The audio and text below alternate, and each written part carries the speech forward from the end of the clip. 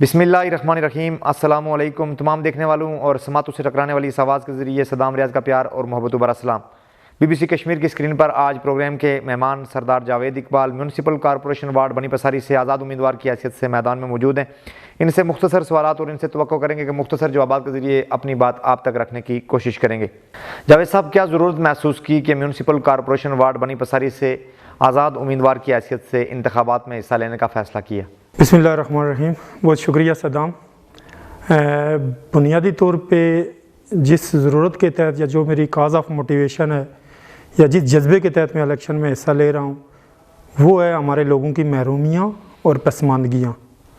और दूसरी जो वजह है कि जो लोग जो हमारे कम्पिटिटर जो मैदान में मौजूद हैं उन लोगों की वजह से मैं समझता हूँ कि वो जो है तो हमारी जो महरूमियाँ और पसमानदगियाँ हैं जो हमारी वार्ड की, ये लोग जो है तो उनका हल इनके पास नहीं है, क्योंकि ये आजमाए हुए लोग हैं।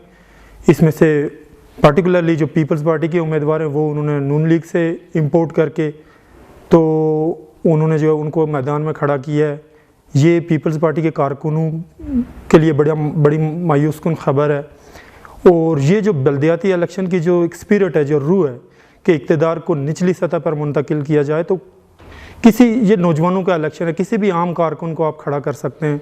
और इसी तरह जो है तो PTI से जो मेरा इख्तलाफ हुआ पार्लिमानी बोर्ड से, वो भी इसी सिलसिले में हुआ कि वही लोग जो लोगों के या तो वो लोगों के वोट किसी को दिलवाते हैं या ख़ुद लेते हैं, और वो इस किस्म के हैवी वेट लोग मैदान में लाए गए कि जो ख़ुद जो है तो MLA लेवल के या इस लेवल के लोग हैं जो आम लोगों को अवेलेबल नहीं हो सकते हैं। सेकेंडली, जिस वार्ड के जिस एरिया से मेरा ताल्लुक़ है तो वो वोट्स के जो सबसे ज़्यादा मैक्सिमम वोट हैं वो हमारी तरफ हैं। जो अगर आप जियोग्राफिकली हमारी वार्ड को जो है तो देखें, और सबसे ज़्यादा महरूम एरिया वो हमारा एरिया है। तो ये जो जज्बा था बेसिक कि ये लोग मुझे इत्मीनान नहीं है कि ये जो लोग हैं ये जो है तो हमारी नुमाइंदगी कर सकते हैं, इसी जज्बे के तहत मैं मैदान में मौजूद हूँ। इलेक्शन कैंपेन करते हुए काफ़ी वक्त गुजर गया, क्या महसूस किया कि इस कॉरपोरेशन की वार्ड में किन किन चीज़ों की ज़रूरत है और क्या क्या प्रायोरिटी बुनियादों पे करना चाहिए?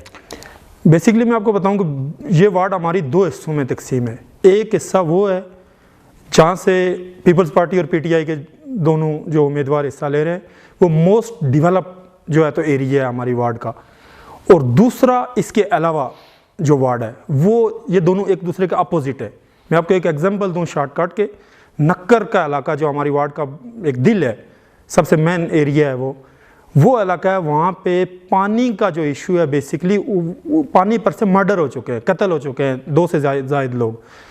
ये जो है तो हमारी वार्ड का मरकज़ है, वहाँ पे कत्ल हो चुके हैं। पानी के मसाइल हैं। दूसरी मैं आपको बताऊँ कि मेरे महल्ले में जो है तो मैं इवन कि आपके इस कैमरा की वसातत से मैं उनको मुबारकबाद देना चाहूँगा उन वालिदैन को कि 4 MPhil बच्चियाँ, एक घर में 4 MPhil बच्चियाँ बैठी हुई हैं।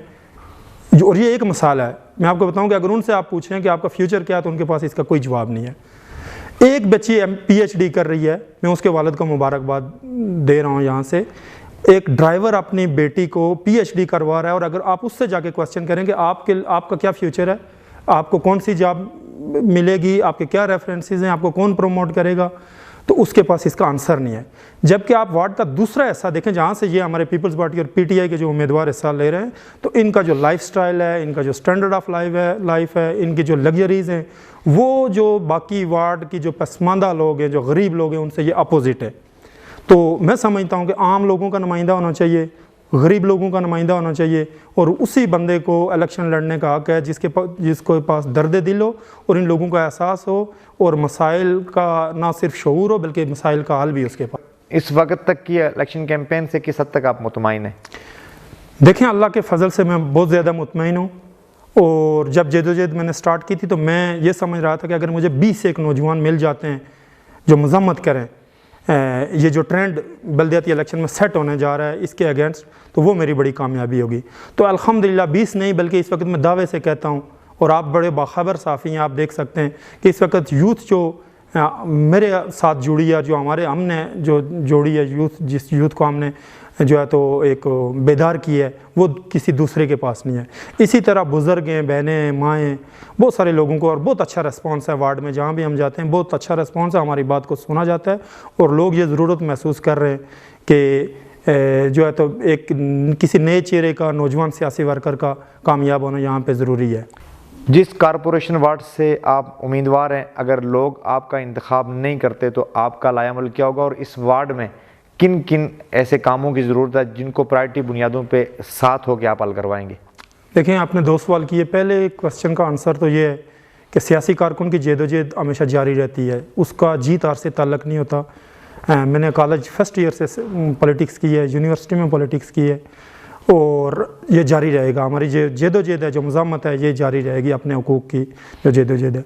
सेकंड जो आपने क्वेश्चन किया कि हमारी जो प्रायोरिटीज़ क्या है या हमारे मसाइल क्या हैं, तो मैं चूँकि वक्त कम है, आपको पॉइंट टू पॉइंट 2, 3, 4 जो बर्निंग इशूज़ हैं हमारे और जो फौरी तौर पे लोगों की ज़िंदगी को इफ़ेक्ट कर रहे हैं, वो आपको बता दूं। नंबर 1, वुमेन यूनिवर्सिटी आई है हमारे इलाके में, बनी पसारी में, ज़बरदस्त इदारा है, और जो है तो इससे यकीनन जो है तो मज़ीद तरक्की होगी और हमारे लिए तालीम के हवाले से बड़ी आसानियाँ पैदा होंगी। लेकिन इसके हवाले से ये इशू ये है कि जो एरिया अलाट किया गया है, जो HEC को जो एरिया जो है तो दिया गया है, तो उसमें मैं आपको बताऊं कि नीचे से जो अगर आप इसकी जो है तो एरिया देखें यूनिवर्सिटी का, तो नीचे से सड़क और उस साइड से नक्कर वाली साइड से बिल्कुल नक्कर के वो जो एक नीचे आता है, उसको जो है तो बॉर्डर रखा गया, वहाँ से बॉर्डर लाइन लगनी है यूनिवर्सिटी की। तो मेरा क्वेश्चन ये है कि जो लोग वहाँ पे हज़ारों की तादाद में जो आबादी है, तो ये लोग, इनकी जो आज के जो मसाइल हैं, इनकी जो माल मवेशी हैं, इनकी जो लकड़ी की ज़रूरत है, गरीब लोग वहाँ पे बसते हैं, पसमानदा लोग वहाँ पे बसते हैं। और मैं आपको एक ये भी खबर दूँ कि जो इस तरफ जो जहाँ से 2 कैंडिडेट हमारे हिस्सा ले रहे हैं, तो इन लोगों ने अपना लगभग 200 कनाल एरिया अपना जो है तो वो रखा हुआ है अपनी ज़रूरियात के लिए। तो उस तरफ से जो जहाँ पे गरीब लोग बसते हैं, जिनकी कोई नुमाइंदगी नहीं है, जो सियासी तौर पे जिनका वारस कोई नहीं है, तो वहाँ से 1 इंच एरिया उन लोगों को स्पेयर नहीं किया गया, उनका हक़ आसाइश नहीं रखा गया। जावेद इकबाल उनके साथ खड़े होंगे? यकीनन हम इसके लिए तहरीक करेंगे। ये एक मुश्किल काम है, क्योंकि लोग जाके वहाँ पे सब्ज़ बाग दिखाते हैं कि हम आपके लिए कब्रिस्तान की जगह निकाल देंगे, ऐसे करेंगे, वैसे करेंगे, ऐसा हो नहीं सकता। हम एक तहरीक करेंगे, अवाम को साथ खड़ा करेंगे, और हम ये अपना मुतालबा हुकूमत वक्त के सामने रखेंगे, इंतज़ामिया के सामने रखेंगे कि इसको पीछे किया जाए लोगों के हक़ आसाइश के लिए। कल अगर हमारे पास इदारे आते हैं, वहाँ पे कोई एक डिस्पेंसरी हम नहीं ले सकते, हम अपने कब्रिस्तान कहाँ पे बनाएंगे, हम अपनी जनाजा गाहें कहाँ पे बनाएंगे, हमें अगर को वहाँ पे कल को कम्युनिटी हाल, शादी हाल बनाने पड़ेंगे, महल्ले तंग हो रहे हैं, आबादियाँ बढ़ रही हैं, तो ये चीज़ें हम कहाँ पर बनाएंगे? हमारे पास एक वही जंगल है।